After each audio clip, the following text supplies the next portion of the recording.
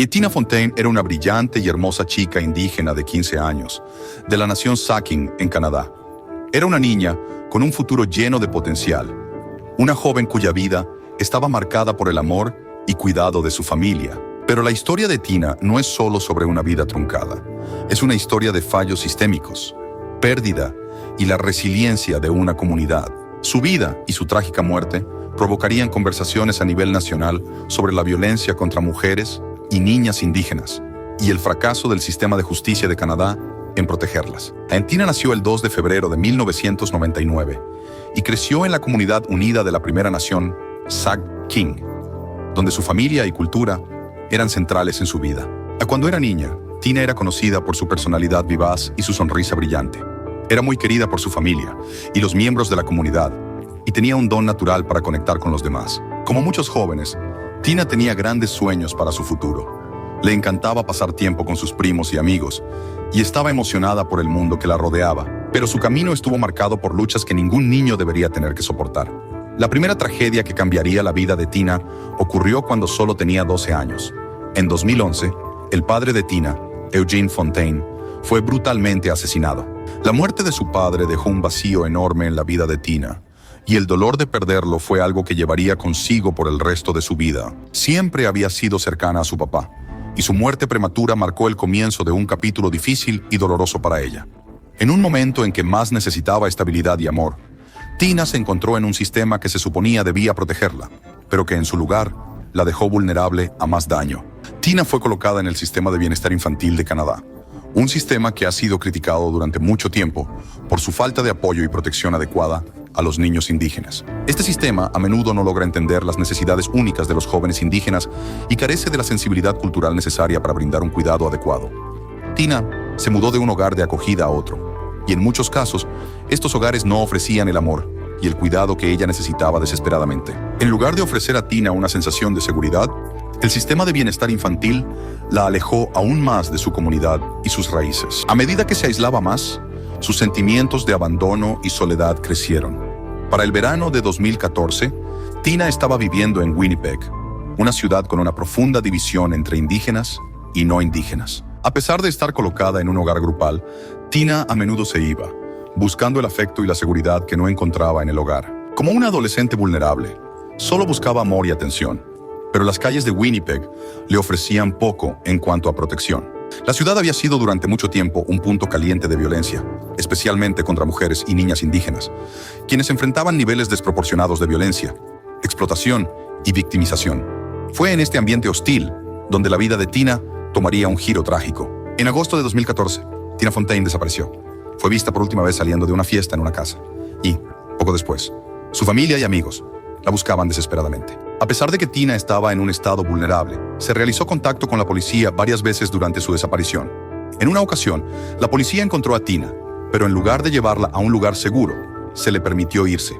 Es difícil comprender cómo una chica de 15 años, tan claramente necesitada de ayuda, pudo ser dejada ir por las mismas personas cuyo trabajo era protegerla. Este fracaso de las fuerzas del orden, combinado con la falta de apoyo del sistema de bienestar infantil, dejó a Tina expuesta a los peligros de la ciudad.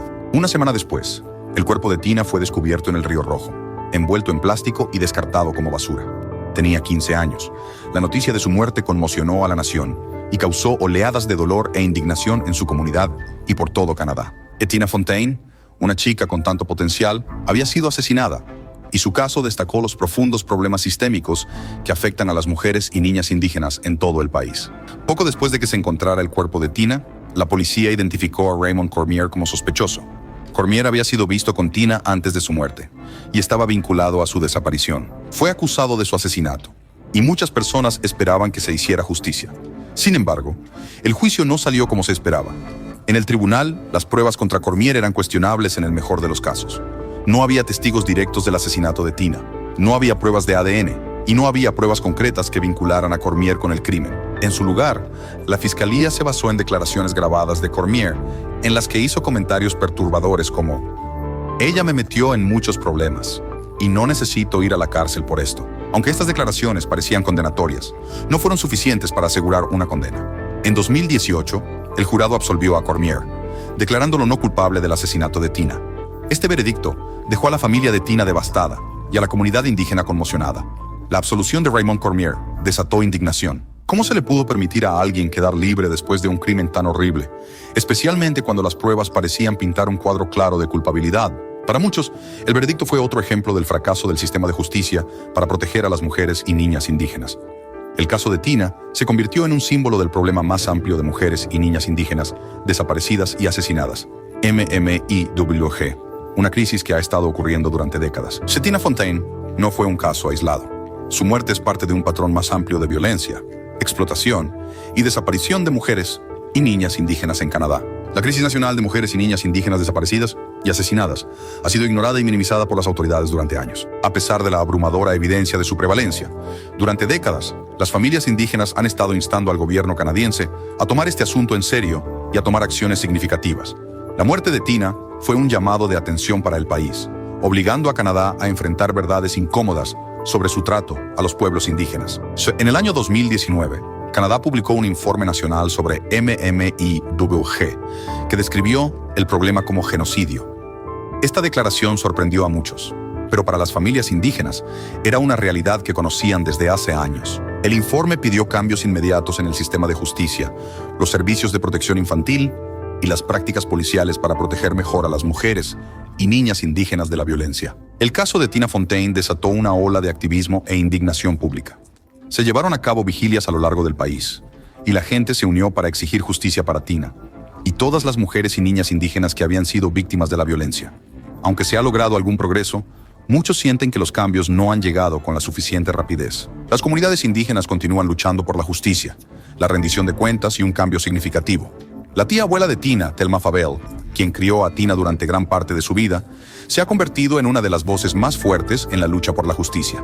Ella aboga no solo por Tina, sino por todos los niños indígenas que son fallados por los sistemas que se supone deben protegerlos. La muerte de Tina Fontaine, aunque devastadora, ha llamado la atención sobre las injusticias sistémicas que enfrentan las mujeres y niñas indígenas.